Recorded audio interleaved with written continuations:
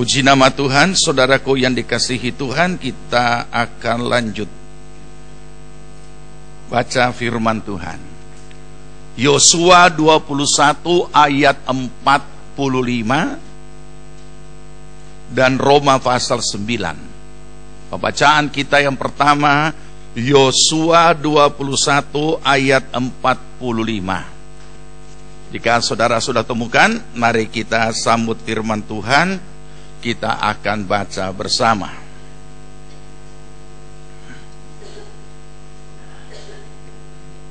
Yosua 21 ayat 45 demikian. Dari segala yang baik yang dijanjikan Tuhan kepada kaum Israel, tidak ada yang tidak dipenuhi. Semuanya terpenuhi. Roma 9.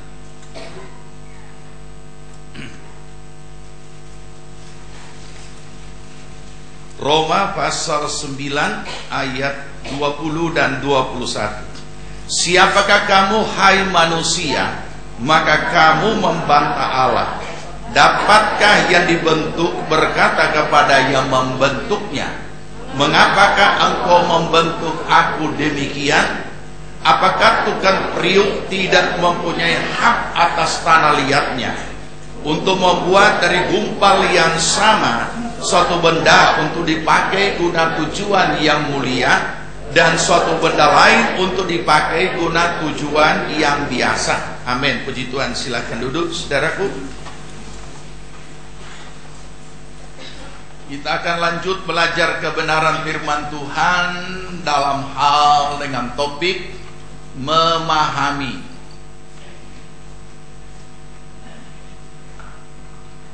Kehadiran realita hidup.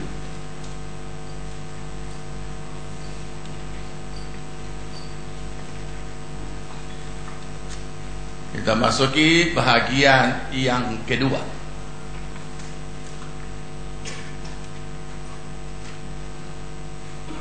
Beberapa hal yang perlu kita ingat, bahwa pada minggu yang lalu ada beberapa poin yang sudah kita pelajari atau yang sudah diajarkan. Bahwa pertama, jika kita tidak memahami dengan benar menurut Alkitab apa itu kehadiran realita hidup, maka kita akan memiliki sikap iman yang keliru. Makanya kita menemukan berbagai sikap orang terhadap realita hidup tersebut, dan itu menyeluruh, tidak pandang apakah dia manusia pada umumnya atau orang percaya secara khusus maupun hamba-hamba Tuhan. Dan sekecil apapun realita hidup itu punya kemampuan menggoyahkan iman. Makanya kita tidak boleh menganggap remeh sekecil apapun realita hidup itu. Tapi bukan berarti kita terfokus sepenuhnya dan kemudian dipermain-mainkan dengan realita hidup yang menjadi pergumulan hidup kita. Firman Tuhan berkata, kita telah dijadikan lebih daripada pemenang. Jadi itu harus kita nikmati di dalam hidup kita. Nah, saudara yang dikasihi Tuhan, kita hal kedua yang sudah kita pelajari, bahwa siapapun dia, ketika menghadapi suatu realita hidup apapun bentuknya, itu pasti secara alamiah seluruh keberadaannya tersita untuk terfokus kepada apa yang sedang dia hadapi. Pikirannya, perasaannya, dan segala seluruh keberadaannya. Kita coba renungkan dan buktikan. Ada orang yang berduka cita dengan amat sangat lama baru pulih.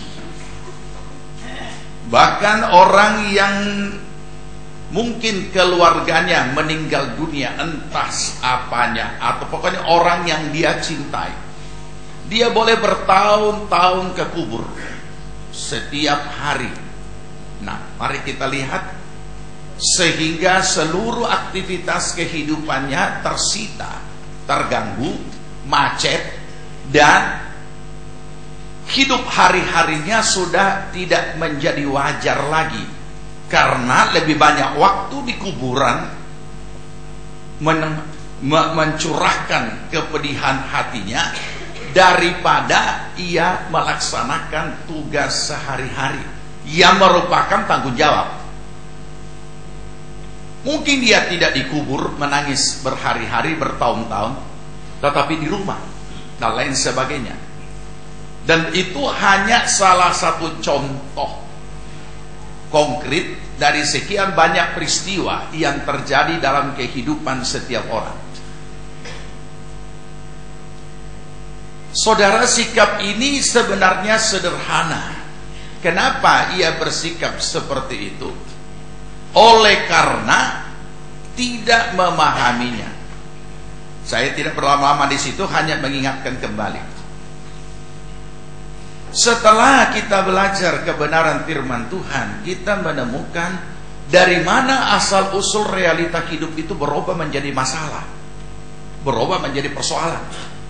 Yang sebenarnya realita hidup itu dinikmati dengan begitu rupa, karena Tuhan sudah sediakan begitu rupa, dengan segala yang limpah berlimpah, dengan segala sukacita, boleh dikatakan surga yang ada di dunia.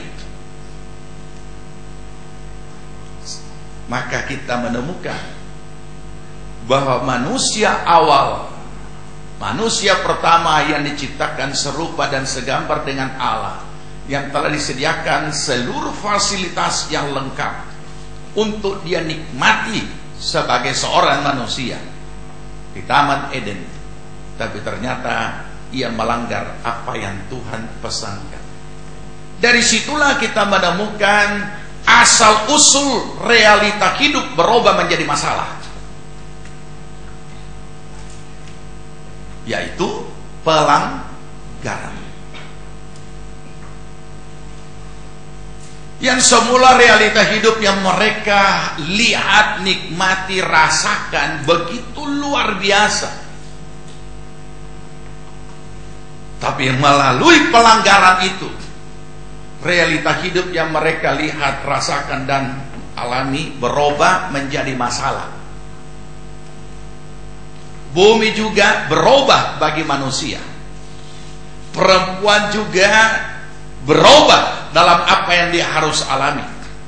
Laki-laki juga berubah dengan apa yang dia harus alami. Yang jelas realita hidup sudah berubah menjadi problem. Dengan apa yang Tuhan katakan kepada ular, apa yang Tuhan katakan kepada laki-laki, apa yang Tuhan katakan kepada perempuan, dan apa yang Tuhan katakan kepada bumi, semua menjadi berubah hanya karena pelanggaran, atau istilah umumnya karena dosa. Itu sebabnya sesudah itu maka kita menemukan yang sudah kita baca di dalam Ulangan 28, ada namanya berkat dan ada namanya kutuk. Semua diikat dengan satu kata: jika engkau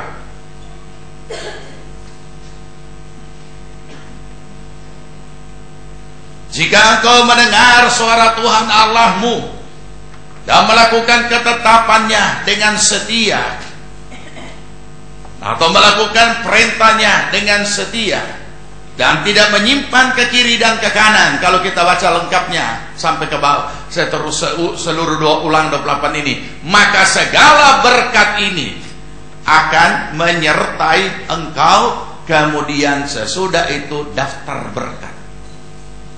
Ayat 1 dan ayat 2 di dalam Ulangan 28. Tetapi jika engkau tidak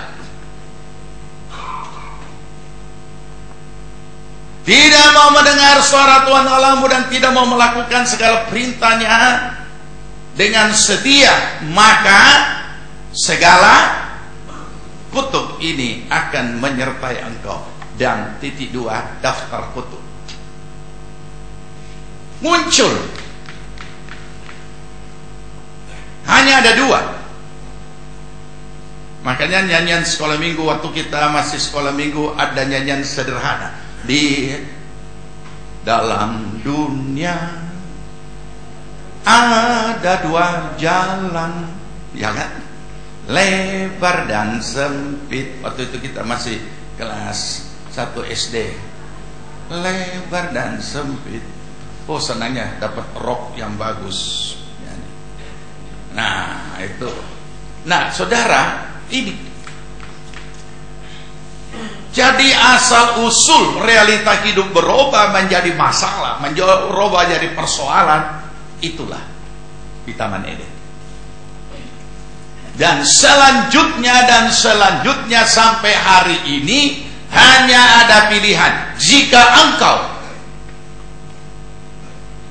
mendengar suara Tuhan Allahmu dan melakukan dengan setia segala apa yang diperintahkannya kepadamu, dengan tidak menyimpan ke kiri dan ke kanan, maka segala berkat ini akan menyertai.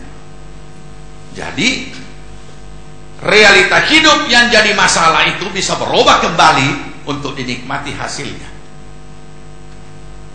Baik sebaliknya, jika engkau tidak mendengar suara Tuhan Allahmu, ayat 15 itu dan 16 dan seterusnya adalah daftar kutuk. Maka segala kutuk ini akan mencapai engkau. Bayangkan, mencapai artinya dimanapun kita lari dia dapat.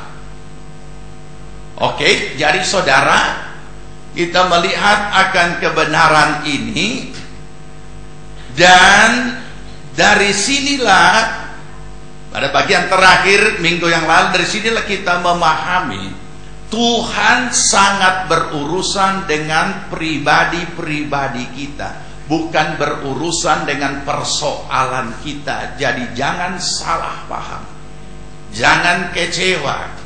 Kenapa ini tidak selesai?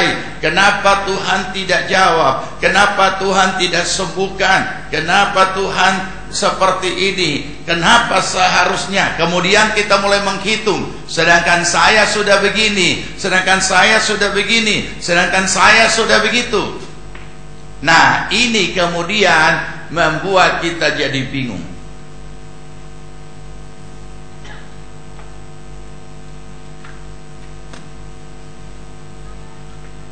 Beberapa hamba Tuhan saat ini sedang mengalami keadaan yang terpuruk. Hamba Tuhan. Kenapa? Oleh karena sederhana, tidak memahami dengan benar kehadiran realita hidup itu dalam pelayanannya. Ada yang melawan, ada yang dengan etis mengundurkan diri, ada yang hampir bunuh diri. Hamba Tuhan. Tapi saya selalu katakan, jangan pernah menghakimi orang-orang yang seperti itu. Tapi paling tidak itu menjadi perenungan bagi kita. Mengapa demikian? Nah, saudara yang dikasihi Tuhan, kalau kita tidak waspada, ataupun juga sebenarnya yang membuat kita tidak waspada itu adalah karena seluruh keberadaan kita sudah fokus kepada masalah.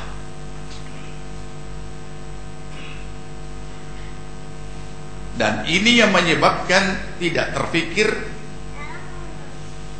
karena masalah sudah menindih kita, salah mengerti terhadap Tuhan, karena kita lebih mementingkan masalah selesai daripada diri kita sendiri mau mengerti kehendak Tuhan. Itu di mana-mana sama, saudara. Hamba Tuhan juga yang manusia lahiriah juga sama. Karena itu yang sudah terjadi. Memang kita melihat hamba Tuhan itu berdoa, tapi ketika dia berdoa, dia cuma mau juga ini bebannya Tuhan urus. Sama juga. Kenapa demikian? Nah, inilah trik iblis. Inilah kelicikan iblis. Karena iblis bisa keluar masuk dengan begitu mudah lewat jalan tol yang namanya unsur jiwani. Dan memang unsur jiwani kita yang menghadapi, yang menghandle masalah secara alamiah, secara manusia lahiriah. Kita lupa bahwa kita orang percaya. Kita lupa ada roh yang kuat di dalam diri kita. Kita lupa Yesus ada di dalam diri kita. Dan kepada siapapun kita datang, pada akhirnya orang juga tidak dapat berbuat apa-apa dengan kita. Saya kapok, saudara, untuk sharing dan membagi beban pergumulan, baik pergumulan apa saja kepada siapapun. Karena secara manusia, orang yang membagikan pergumulannya kepada teman-teman dekat atau kepada siapapun, paling tidak ada rasa simpati, ada rasa, walaupun mungkin belum ada jalan keluar, karena rasa simpati ataupun juga kata-kata penghiburan dan kata-kata kekuatan itu paling tidak itu meringankan beban, walaupun ia tidak bisa memberikan jalan keluar. Tapi apa yang sering kali terjadi? Awalnya mendengar dengan baik, terakhir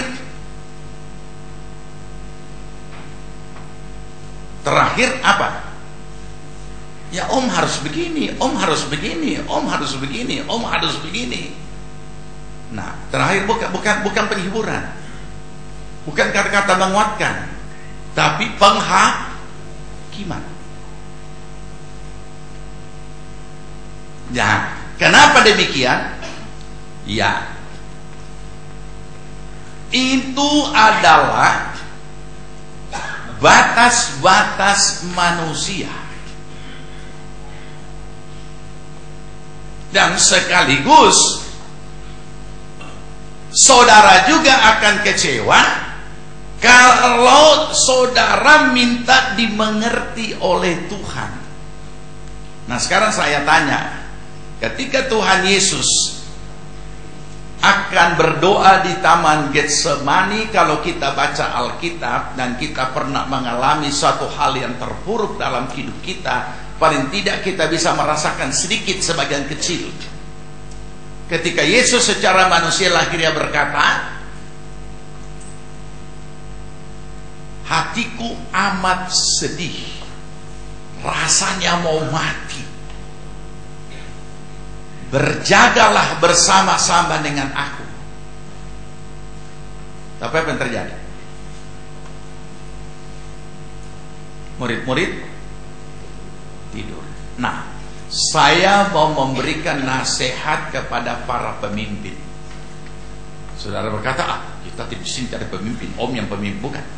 Setiap kita dipercayakan sesuatu pekerjaan di mana ada orang di bawah yang kita urus, kita adalah pemimpin. Ya. Jadi kalau misalnya satu kepanitiaan, oh itu ketua panitia, bukan. Siapa tahu saudara ketua seksi, berarti saudara pemimpin. Ya, siapa tahu saudara ketua kaum muda, saudara pemimpin. Ketua remaja, berarti saudara pemimpin. Jadi saudara kalau kita siap jadi pemimpin apapun, baik dalam pelayanan maupun juga di dunia sekuler, orang tidak mau tahu beban-beban pergumulan kita. Orang cuma mau tahu tetap berdiri tegar dan kuat. Hanya itu. Jadi itu resiko jadi pemimpin. Tidak ada tempat untuk curhat. Tidak ada. Karena ketika saudara curhat, maka orang tidak akan pernah mau pusing dan tidak akan pernah. Kenapa? Itu memang alamiahnya begitu. Pemimpin adalah pemimpin tegar, teguh, kokoh, kuat, tak tergoyahkan. Nanti kalau pemimpin itu tumbang, aduh, masa begitu, masa dia ini. Atau yang kedua, oh kasihan juga ya. Coba kalau kita tahu, coba kalau kita tahu apa dia punya pergumulan, paling tidak kenapa kalian tidak bilang-bilang.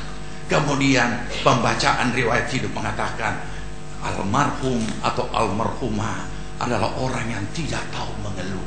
Hati-hati dengan kata-kata orang yang tidak tahu mengeluh. Itulah orang yang paling banyak punya pergumulan yang berat, yang tak terkatakan dengan kata-kata. Jadi jangan saudara menganggap, oh, semasa hidupnya baik tua kasih yang baik-baik, tidak tahu mengeluh. Bukan tidak tahu mengeluh, ngana yang pongong.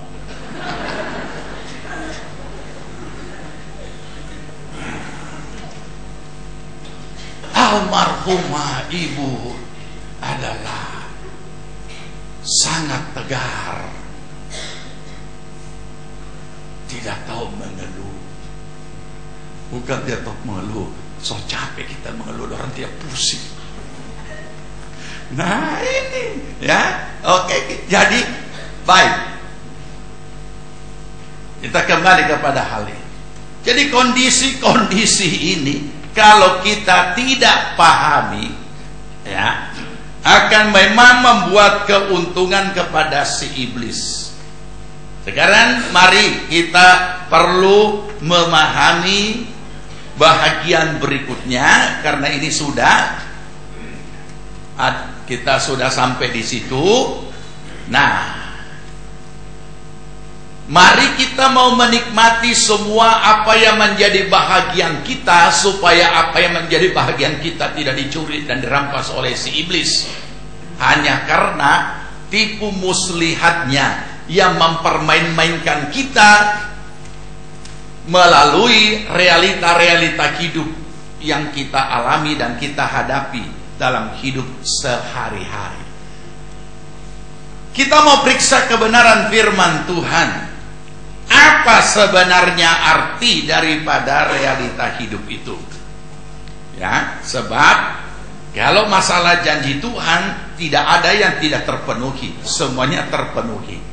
Nah, mari kita buka Alkitab kita masing-masing supaya ini menjadi jelas. Roma pasal yang ke-8.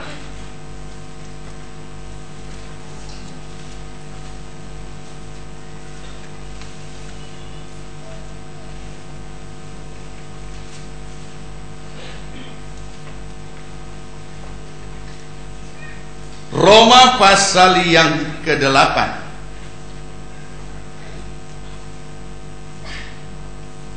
ayat 28. Mari kita baca sama-sama. 2, 3.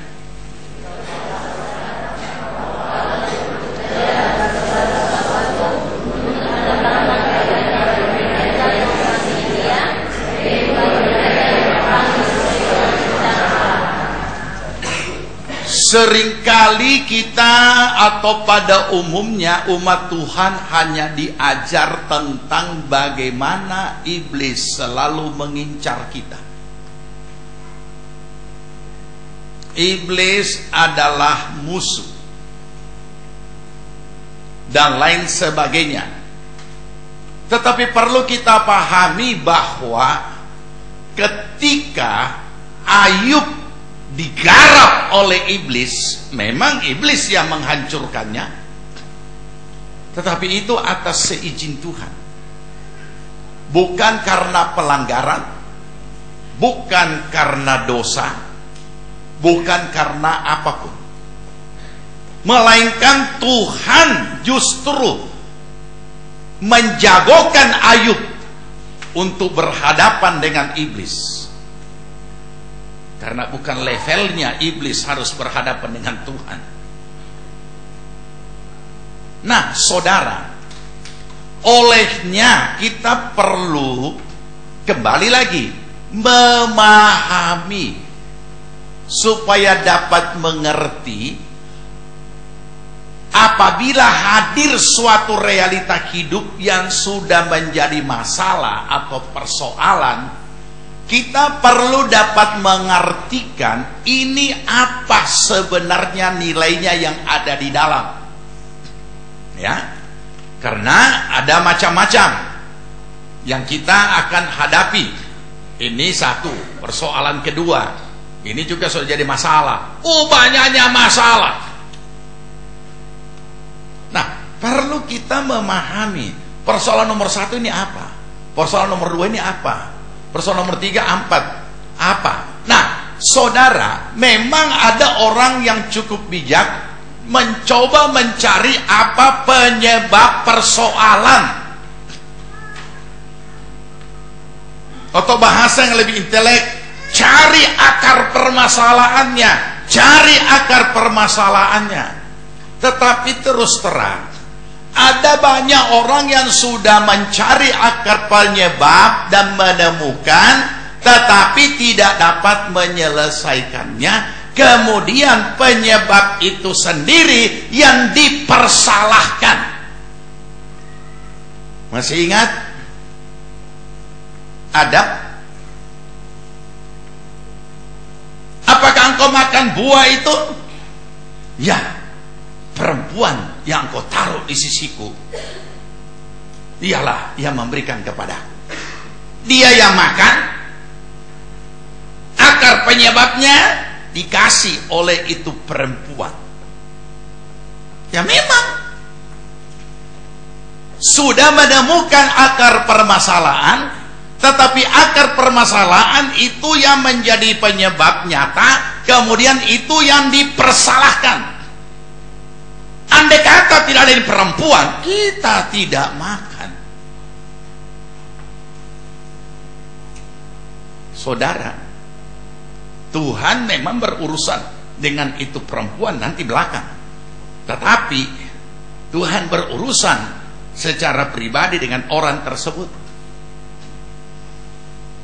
Perempuan ditanya, mengapa engkau makan? Ularlah yang memberikan kepadaku, ularlah yang menipu aku. Seandainya tidak ada itu ular, tidak terjadi. Bukankah banyak sekali orang-orang yang sudah menemukan akar permasalahan, tetapi hanya sampai kepada penyesalan, yang disesalkan adalah penyebabnya. Padahal yang alami adalah diri sendiri, bukan penyebab yang mengalami, oknum yang mengalami. Nah, ini yang menyebabkan mengapa banyak orang, saudara, banyak orang yang pada akhirnya tidak ada pemberesan di dalam diri pribadi, karena bukan aku, dia. Nah, saya sudah ingatkan, setiap pribadi yang vertikal itu, hal-hal iman, hal rohani itu sangat pribadi dengan Tuhan. Walaupun ada penyebabnya si A yang ada di samping saudara, atau si B yang ada di samping saudara, atau si C yang ada di belakang saudara, Tuhan tidak berurusan dengan si A, si B, si C. Tuhan berurusan dengan kita. Adapun si A, si B, si C itu urusannya nanti. Tuhan tetap membela umatnya. Tuhan tetap mengasihi anak-anaknya. Tetapi ini dulu, kenapa kita, betapa tidak adilnya Tuhan? Tidak bisa kita berkata seperti itu. Nah, jangan hanya kalau kita mencari akar permasalahan, itu sudah bijak. Tetapi jangan sampai stop di situ, hanya menemukan, tetapi kemudian itu semua lagi terfokus kepada akar permasalahan yang menjadi penyebab sehingga aku seperti ini. Itu hanya sampai kepada penyesalan, belum sampai kepada pertobatan untuk berubah. Karena penyesalan mengawali pertobatan. Sementara pertobatan berarti berbalik arah. Mau dibentuk, mau dirubah oleh Tuhan. Nah, saya ingat apa yang saya alami tahun 72. Saya itu punya tugas di Sulawesi Utara. Jadi dari Gorontalo saya ke Sulawesi Utara. Sampai di sana saya tinggal di pastori gereja yang merupakan satu hotel pada waktu zaman itu. Kemudian ada beberapa kamar, ada juga kamar khusus yang diberikan untuk gembala tidur, dan ada beberapa kamar yang ada di situ untuk pengerja. Selebihnya untuk tamu tidak ada kamar. Jadi saya tidur di gereja, di bangku gereja. Koper saya ada di dalam kamar gembala. Jadi setiap mau ganti baju dan lain sebagainya sangat sungkan untuk mau masuk keluar. Nah, ada pengerja di situ, suami istri berada di salah satu kamar hotel itu juga. Nah, pada suatu hari istri daripada hamba Tuhan yang membantu gembala ini pulang kampung. Jadi saya pikir daripada koper saya ini di kamar gembala, sedangkan gembala ada ibu gembala, selalu mesti mengganggu, tok om permisi. Nah, karena beliau juga sendiri yang suruh taruh di dalam kamarnya. Jadi saya bilang, om ini lebih baik saya taruh saja di kamarnya pengerjanya atau yang bantu dia, karena dia sendiri. Ini malam saya mau biar saya temani dia. Jadi saya pindahkan ini koper ke sana. Dan kemudian saya berencana untuk tidur di situ. Setelah malam saat tidur, karena sudah terbiasa, kalau sekarang enak kan, semua dapat kamar khusus, biar murid-murid juga pakai, kita sudah jadi hamba Tuhan masih tidur di bangku gereja. Nah, malam harinya setelah berdoa, saya tidak balik ke kamar pengerja itu. Saya tetap tidur di gereja, karena mungkin ruangannya cukup luas, walaupun waktu itu belum zaman AC. Jadi bagaimanapun udaranya lebih baik daripada masuk sebuah kamar yang biasa, artinya kamar, tidak ada kamar yang seluas ini kan ya. Jadi saya tidak pulang ke kamarnya. Nah, dia karena tahu saya akan tidur malam itu di kamarnya, jadi dia tidak kunci pintu, supaya kapan-kapan saya mau masuk tidur, saya tinggal masuk. Nah, masih zamannya orang suka pakai kimono. Jadi saya cuma tidur dengan kimono, pakaian tidur. Pak, sebenarnya kimono itu untuk pakaian mandi ya, tapi sekaligus bisa dipakai untuk tidur supaya tidak kena nyamuk. Pagi-pagi saya bangun, dia juga tidak ada komentar, saya juga tidak ada komentar, karena masing-masing menduga. Begitu saya mau ganti baju, habis mandi, dia kira koper saya itu saya angkat ulang masuk ke kamarnya Pak Gembala, dan saya kira juga dia yang kasih pindah.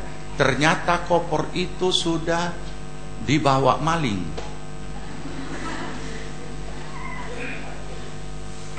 Seluruh isi-isinya. Setelah sadar bahwa itu koper dibawa oleh maling, kami kemudian cari. Oh, dapat, ada di lorong hotel kopernya, tapi isinya kosong semua. Kopernya saja yang ditinggalkan. Jadi habis sama sekali, tidak ada. Padahal saya harus lanjut perjalanan untuk pulang. Dengan tiket pulang juga lenyap. Terus apa yang akan kita lakukan? Membahas.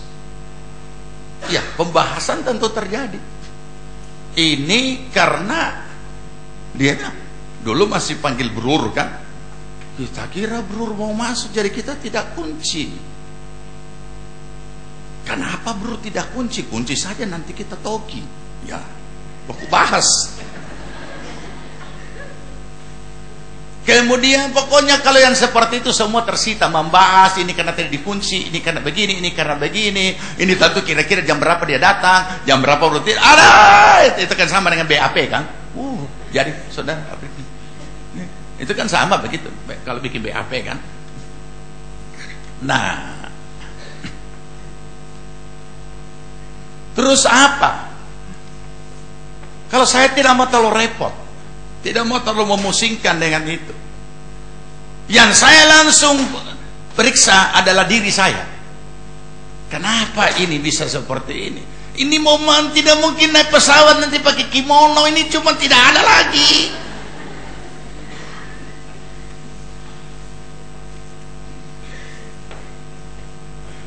Yang tersisa adalah sedikit uang di dompet, karena saya sempat ambil itu dompet untuk taruh di bangku gereja. Jadi sisa ini yang saya pakai beli satu celana, satu kemeja. Itu pun tidak bisa pergi beli celana dengan beli kemeja, titip orang, karena tidak mungkin pergi di toko pakai kimono. Yang saya lakukan, langsung saya lakukan adalah periksa diri. Apakah saya tidak beres kepada Tuhan? Tidak ada. Tidak ada aneh-aneh, tidak ada hal-hal. Yang kedua, apakah keuangan saya juga tidak beres dengan Tuhan? Tidak juga, semuanya lancar. Persepuluhan saya bayar dengan baik, dan lain sebagainya. Nah, begitu kita menemukan, mengoreksi diri, bukan kita membenarkan diri, tapi mengoreksi diri, menemukan kalau ada yang tidak benar, dan setelah kita periksa ternyata semuanya ya kita temukan baik-baik saja, maka tentu kita bawa lagi diri kita kepada Tuhan supaya Tuhan yang mengoreksi, karena Tuhan mengoreksi lebih daripada apa yang kita tahu. Begitu semuanya sejahtera, oh, ini tidak lain iblis punya kerjaan. Kenapa? Sebab tidak ada celah yang bisa dia masuk, tetapi ini terjadi. Berarti Tuhan izinkan hal ini terjadi. Nah, kalau Tuhan izinkan hal ini terjadi, berbahagialah kamu. Ada ayatnya di dalam Yakobus, berbahagialah kamu apabila kamu mengalami pencobaan. Dan lebih dahsyat lagi kalimat itu yang tidak masuk akal berikutnya, anggaplah pencobaan itu sebagai kebahagiaan. Ini kan omong kosong. Tapi bagaimana kita katakan omong kosong sedangkan itu firman? Nah, disinilah biasa orang mengalami pergumulan. Dan disinilah seringkali kita tidak bisa diterima oleh orang-orang ketika kita berbahasa seperti itu, karena mereka menganggap itu terlalu muluk-muluk dan tinggi-tinggi. Dalam arti kata, mana bisa pencobaan dianggap sebagai suatu kesukaan, dianggap sebagai suatu kebahagiaan. Bagaimana bisa menikmati yang tidak baik ini dengan sukacita? Bagaimana bisa menerima kejadian-kejadian yang merugikan kita dengan menganggapnya ini kebahagiaan? Nah, tidak mudah. Tapi tidak ada jalan lain. Kita mau bergiling-giling di lantai. Bergiling-giling di lantai. Baju juga, koper juga tidak, koper ada tapi sekosong, tidak kembali juga isinya. Semua tidak akan kembali. Nah, yang dibutuhkan adalah ketahanan kita sebagai orang percaya untuk tetap boleh berada di hadapan Tuhan dan tetap boleh memuji Dia dan bersyukur. Ayub habis-habisan, dan saya boleh katakan juga saya habis-habisan. Kalau saya ada orang tua atau saudara, gampang saya telepon, tolong kirim baju dulu, tidak ada ini apa-apa deh, tinggal pakaian seadanya dengan ditambah dengan kimono untuk menutup segala sesuatu. Tolong kirim handuk dulu, tolong kirim dulu ini, tolong kirim. Siapa mau kirim? Atau kita berdoa, Tuhan kirim dari sorga. Tidak ada celana dari sorga turun. Tidak cocok nomor, Tuhan gantiakan. Nggak ada. Nah, jadi kita ini apakah realita-realita ini akan membuat kita menjadi terpuruk, ataukah kita boleh tetap mengatakan segala puji bagi Tuhan? Hanya sayangnya seringkali kita hanya disuruh menyerahkan persoalan kepada Tuhan. Ada ayatnya, memang ada ayatnya, tapi renungkan baik-baik. Janganlah kamu khawatir atas segala sesuatu pun. Filipi 4:6 ada ayatnya, jangan kamu khawatir. Nah, saya mau tanya, yang khawatir itu orang atau persoalan? Persoalan tidak pernah khawatir, dia adalah persoalan. Yang khawatir itu manusianya kita. Yang khawatir itu ini, bukan persoalannya yang membebani dia sampai dia terpuruk. Yang khawatir itu orangnya. Jadi kalau dikatakan janganlah kamu khawatir, berarti siapa? Orang.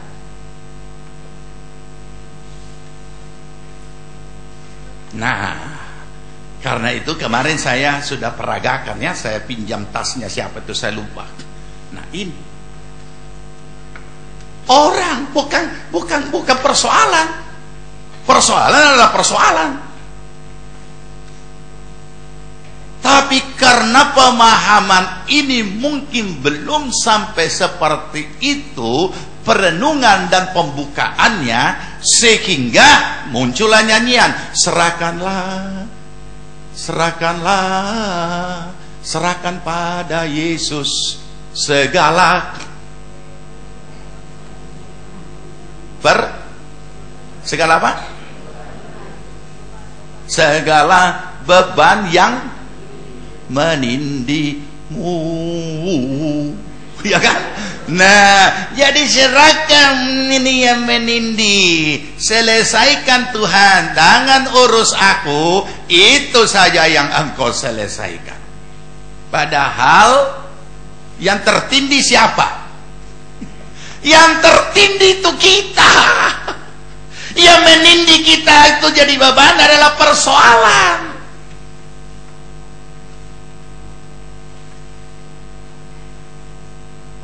Baru-baru saya ungkapkan juga pada Paskah Gembala dengan titipan pesan, kalau untuk sementara saudara belum bisa terima tidak apa-apa, tapi jangan dibuang, taruh di lemari. Kenapa? Karena Karena selama ini itu yang kita lakukan. Ada nyanyian tempo dulu, Pantekosta tempo dulu.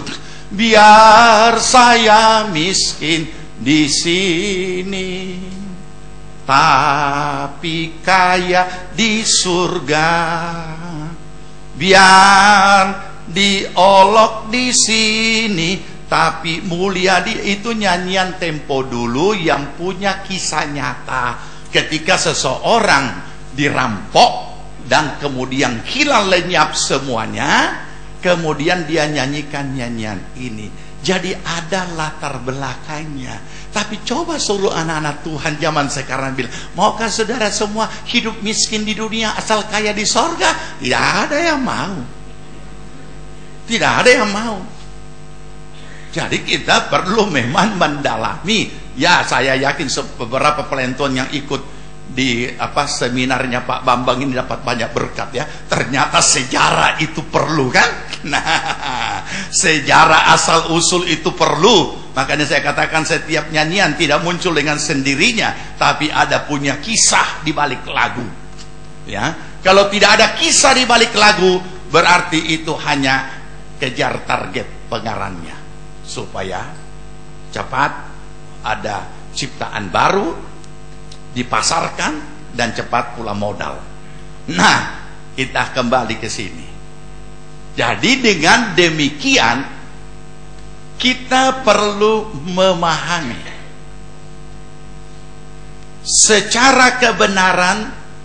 Kita harus memang mengakui bahwa iblis terus mengincar kita.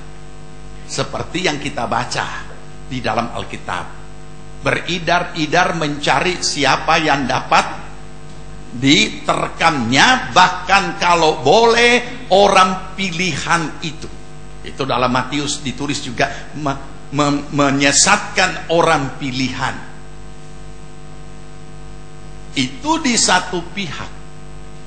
Yang berikut juga kita temukan, memang iblis beridar-idar. Dari zaman Ayub saja dia sudah beridar-idar. Tapi yang harus kita sadari secara kebenaran firman adalah yang sudah kita baca tadi. Roma 8 tadi, ayat 28. Kita ulangi baca satu kali lagi. Itu luar biasa.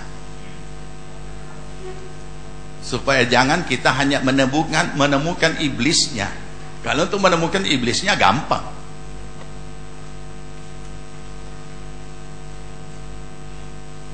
Sudah? Oke, baca 2, 3. Kita tahu sekarang. Berarti tadi belum tahu. Sekarang baru tahu. Sama dengan kalimat tempo dulu kan, belum tahu dia. Oke, lanjut 2, 3.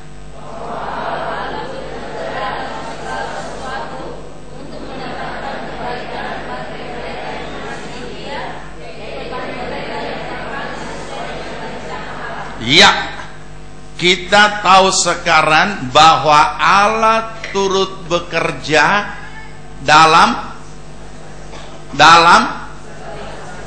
bisa saudara nangkap apa yang namanya segala sesuatu? Sulit diuraikan. Tapi kalau kita renungkan, ini luar biasa. Allah turut bekerja dalam segala sesuatu.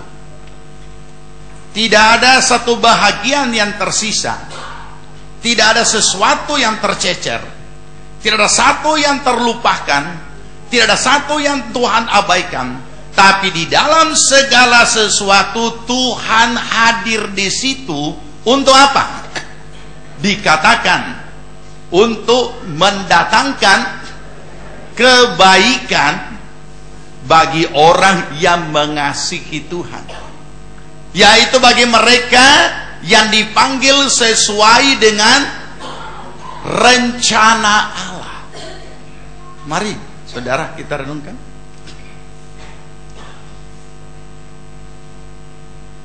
Jadi ketika hadir realita yang kita hadapi dan realita itu sudah jadi persoalan. Kalau yang sekarang kan ini tidak jadi persoalan kan, ini apa yang kita lihat dengan mata, apa yang kita dengar, ini semua kan kita hanya duduk dalam ruangan, cuma lihat ini ruangan.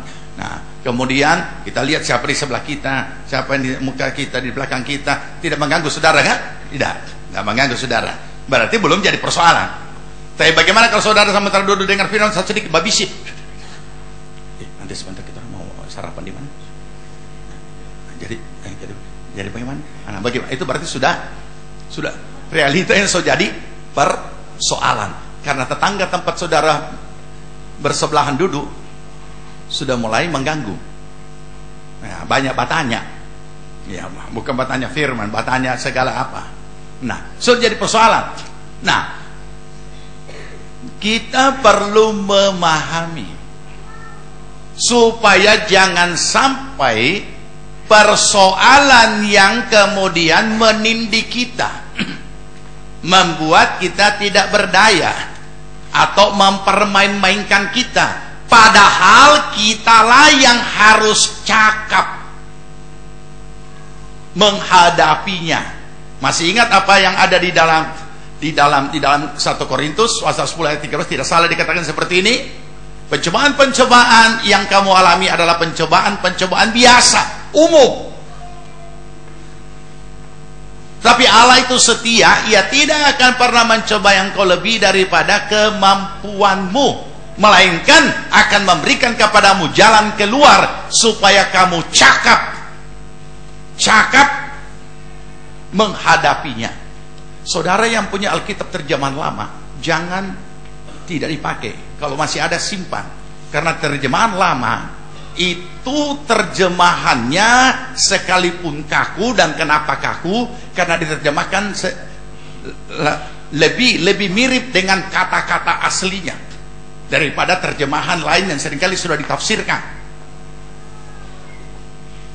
Nah, terjemahan lama menulis supaya kamu cakap menghadapinya. Dan Tuhan akan memberikan kamu jalan keluar. Allah itu setia melalui realita hidup itu. Tuhan memberikan kepadamu jalan keluar. Nah, ini saya harus jelaskan dulu secara dalam. Ketika dari segala penjuru realita hidup yang kita hadapi ini sudah jadi persoalan, bukan karena kita yang cari, bukan karena kita yang buat, memang itu hadir. Iblis bisa menunggangi itu untuk menghancurkan kita, tapi Tuhan yang bertanggung jawab juga hadir di situ untuk mendatangkan kebajikan bagi kita. Bagi orang yang dipanggil dalam sesuai dengan rancangan Allah. Saudara percaya saudara dipanggil menurut rancangan Allah? Nah, amin. Kenapa amin? Karena memang Tuhan sudah menyelamatkan saudara dan saya. Saudara dan saya sudah terima Yesus. Saudara dan saya sudah lahir baru. Itu kita sudah masuk dalam rancangan Allah. Jadi kalau kita menghadapi problem, sebenarnya kita berada di pihak yang ada di dalam rancangan Allah. Berarti di situ Tuhan hadir. Kita tidak cari problem, tapi ketika ada problem, itulah kesempatan untuk kita boleh melihat kedahsyatan Allah. Untuk melihat Allah yang dahsyat, punya kedahsyatan, dan mengalami serta menikmatinya, maka harus ada persoalan yang dahsyat.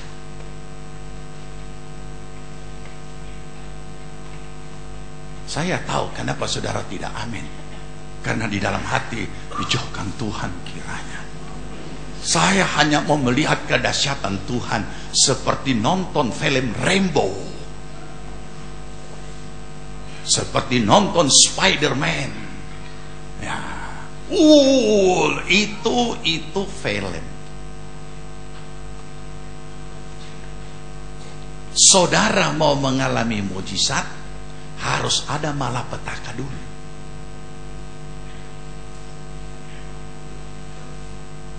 Ada orang cuma mau menerima mujizatnya, malapetakannya tidak mau. Tidak bisa. Karena mujizat itu, mungkin kalau saya katakan malapetaka terlalu terus terang, saya haluskan. Karena mungkin saudara lebih mudah menangkap, karena ini mungkin kalimat lebih intelek. Tapi sebenarnya kalimat-kalimat intelek itu lebih tajam.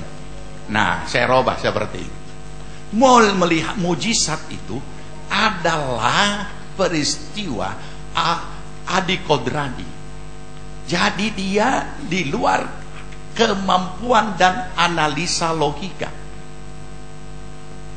Jadi harus ada dulu peristiwa di luar logika, baru bisa ada jawaban yang di luar logika, namanya mujizat. Orang mati bangkit, apa itu? Apa itu? Mujizat kebangkitan. Tapi siapa yang mau pilih matinya? Orang buta melihat, berarti mujizat kesembuhan. Melihat, tapi harus buta dulu. Oh, dijauhkan Tuhan kiranya. Saya cuma mau melihat. Bagaimana? Itu biasa, berarti hal biasa saja, bukan mujizat. Nah, ini yang perlu kita sadari. Kalau kita tidak memahami dengan mendalam, maka kita akan tetap cuma membawa persoalan kita, tapi bukan membawa diri kita. Dan Tuhan, jangan saudara kecewa, Tuhan tidak berurusan dengan persoalan, Tuhan berurusan dengan umatnya.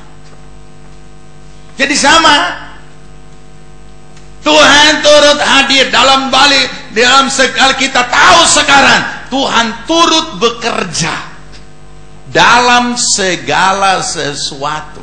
Aduh, sebenarnya tidak perlu klaim-klaim lagi kepada Tuhan ya, karena dia Tuhan turut bekerja di dalam segala sesuatu, mendatangkan kebajikan bagi orang yang mengasihi dia. Saudara dalam masalah,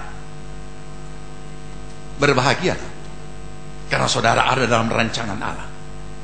Saudara menghadapi hal sulit, berbahagialah, karena saudara ada dalam rancangan Allah.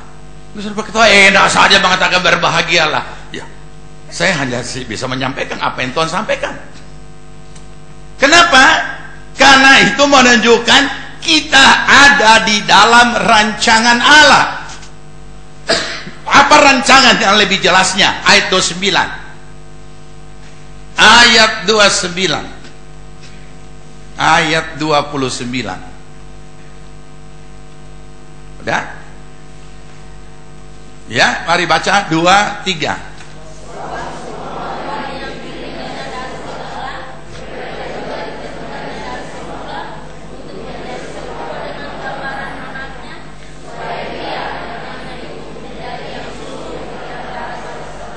Ya, ini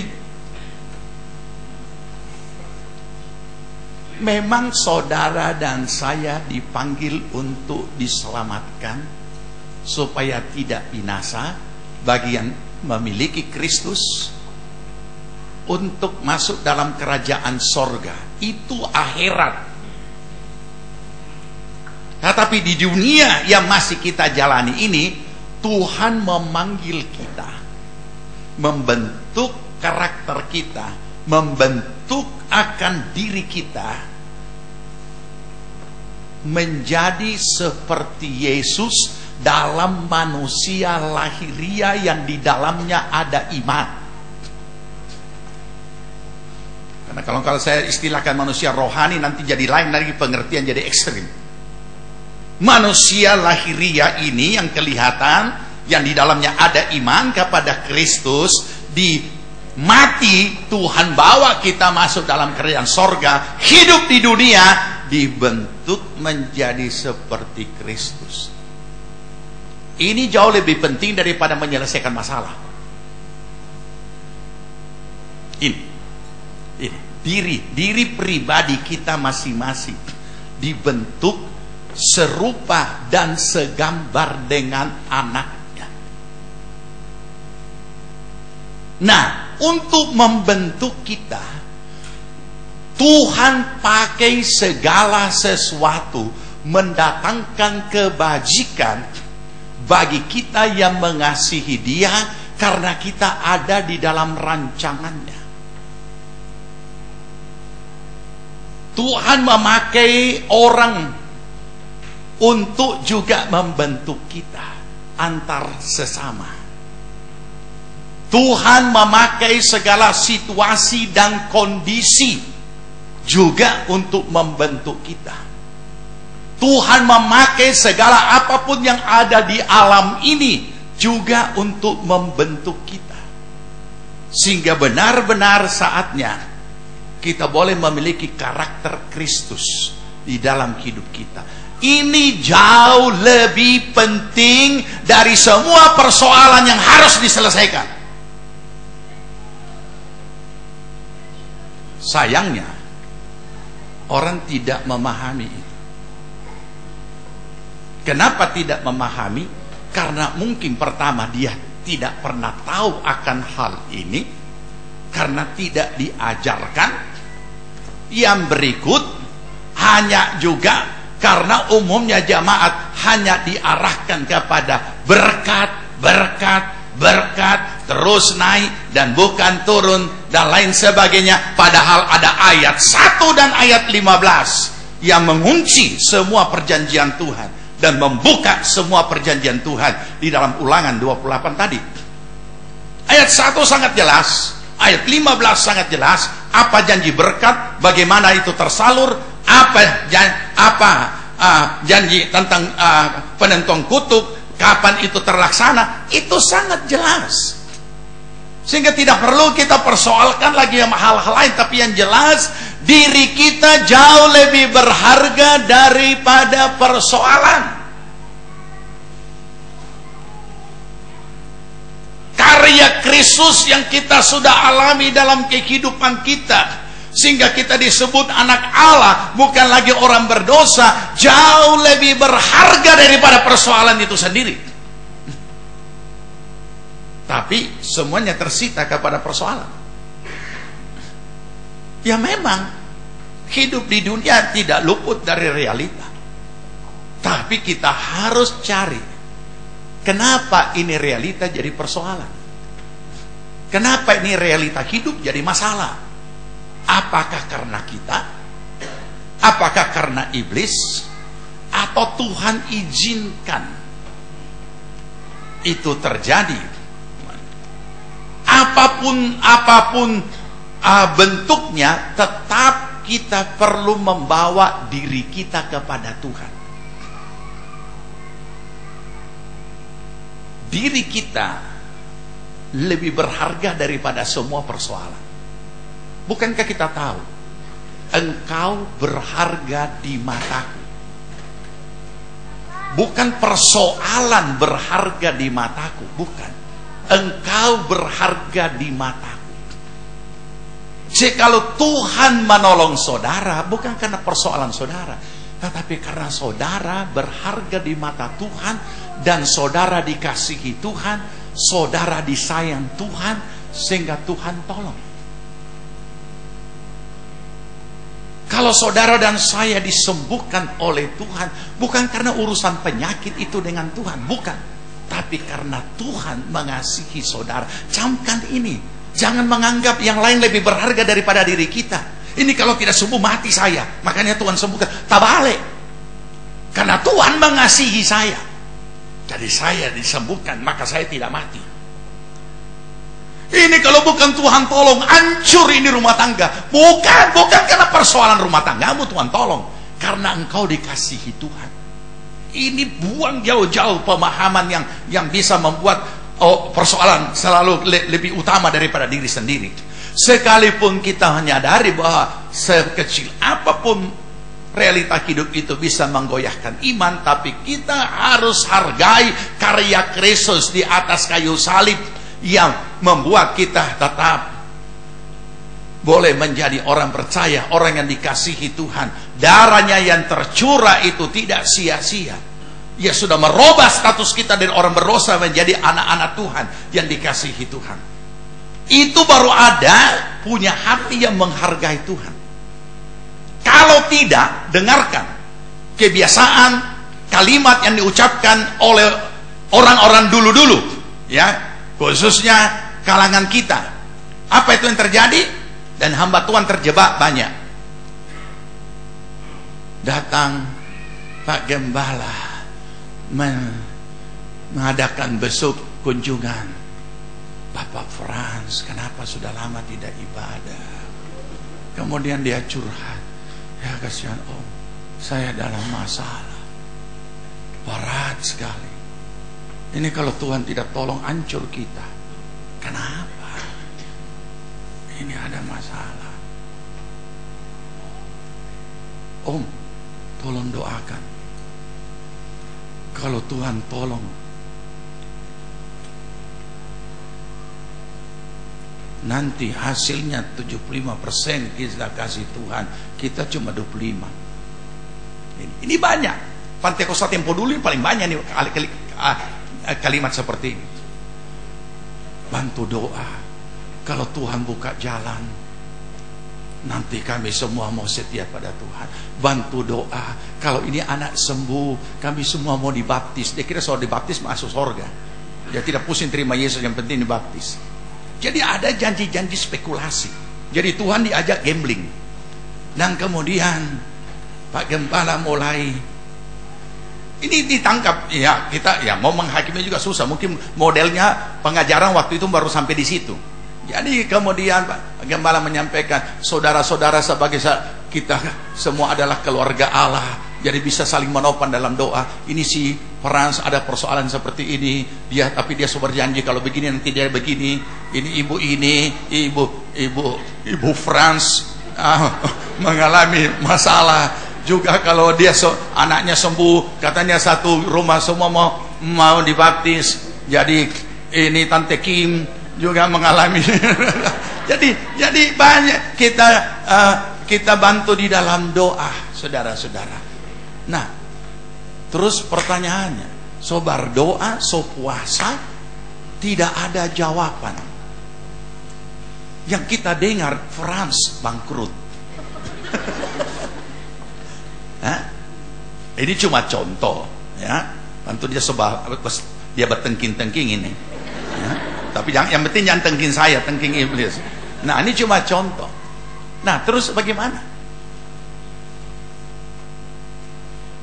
Kenapa bisa jadi seperti ini?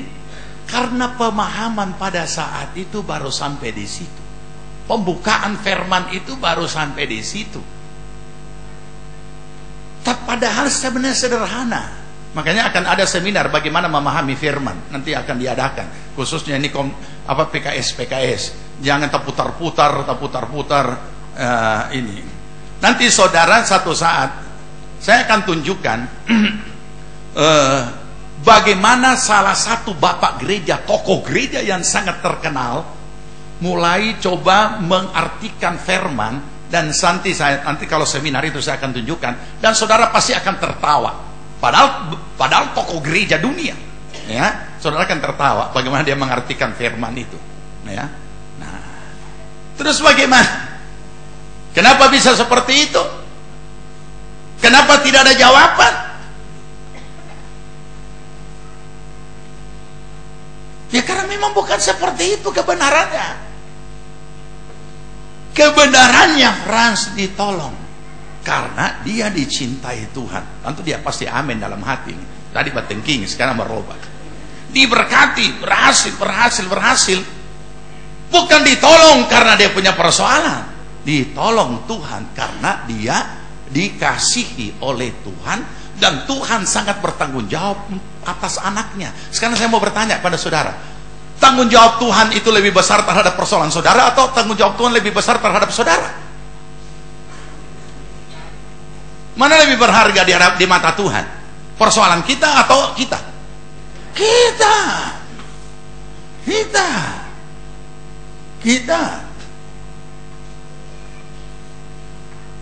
Jadi jangan saudara juga menganggap memahami mujizat Tuhan itu hanya seperti tukang sulap yang sebentar padahal cuma trik-trik. Bukan. Kenapa Tuhan mau tolong itu sampai laut Kolsom terbelah? Musa sudah di tepi pantai laut ini, umat Israel begini punya banyak tentara daripada laskar Firaun dengan kereta kuda. Ini jalan kaki, belum punya kuda. Bayangkan itu umat Tuhan dulu biar kuda saat ini dari belakang memburu mereka dan di depan buntu. Maka ketika buntu, Tuhan bukan cuma buka jalan, Dia buat jalan. Air pun, laut pun terbelah. Dan umat Tuhan jalan bukan di atas air, tapi di dinding-dinding air. Apakah Tuhan hanya mau pameran kekuasaan? Bukan. Tuhan melakukan itu karena ini umat yang Dia kasihi. Karena ini umat pilihan Tuhan. Jadi ketahuilah bahwa ketika ada sesuatu hal terjadi, setelah kita adakan penyelesaian dengan Tuhan dan bawa diri kita tahu Allah turut bekerja dalam segala sesuatu mendatangkan kebaikan, kebajikan. Ingat yang kita baca di Yosua, segala apa yang baik yang Tuhan janjikan, tidak ada yang tidak terpenuhi, semuanya terpenuhi. Saya tutup dengan satu ayat, Ulangan 8. Ulangan 8.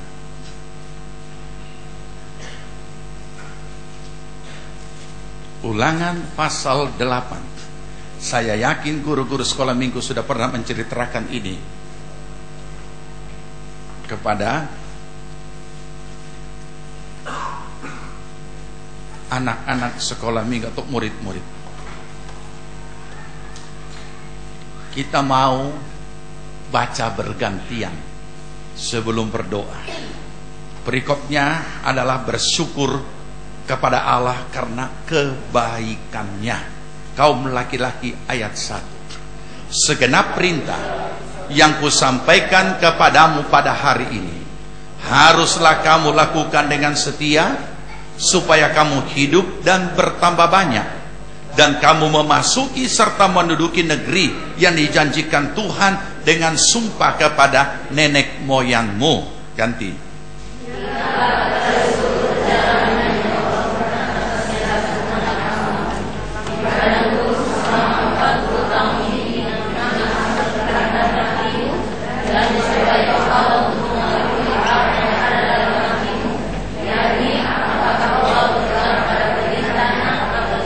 Ini saya belum lanjut. Saya mau sampaikan pada saudara.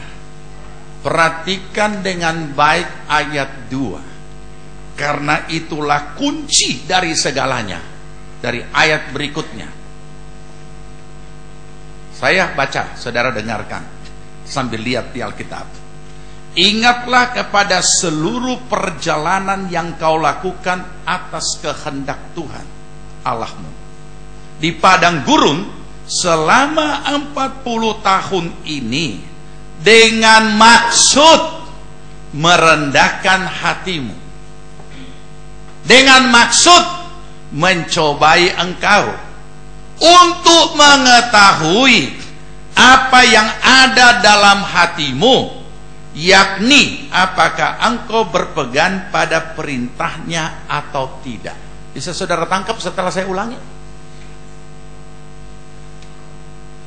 Jadi sebenarnya kehadiran realita-realita hidup itu, apapun bentuk persoalannya, hanya untuk mencobai kita apakah kita ini berpegang pada perintahnya atau tidak. Ada kalimat yang mungkin bisa kita sanggah untuk mengetahui apa yang ada dalam hatimu. Masa Allah yang maha tahu tidak tahu dalam hati saya? Tuhan tahu, tapi Tuhan mau melihatnya dengan tindakan.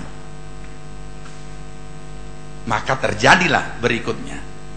Nah, apa yang berikutnya yang terjadi? sekarang hadir dalam bentuk peristiwa. Ayat 3. Jadi ia merendahkan hatimu, membiarkan engkau lapar, dan memberi engkau makan mana yang tidak kau kenal dan yang juga tidak dikenal oleh nenek moyangmu, untuk membuat engkau mengerti bahwa manusia hidup bukan dari roti saja, tapi manusia hidup dari segala yang diucapkan Tuhan.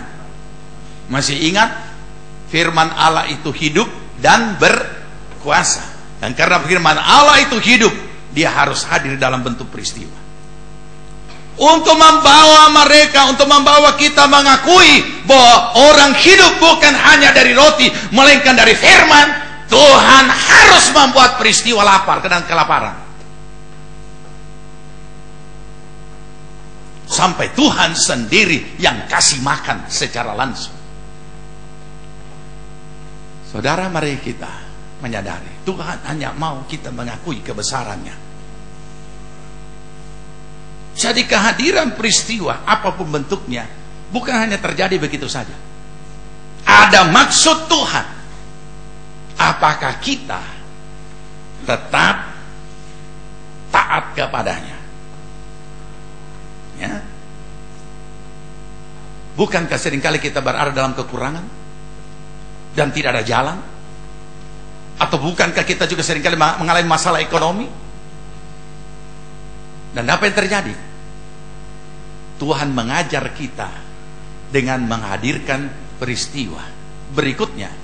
Tuhan menguji kita dengan peristiwa itu. Berikutnya, Tuhan melakukan cara yang kita tidak duga untuk menyelesaikan itu, supaya kita mengakui hanya Tuhan yang bisa.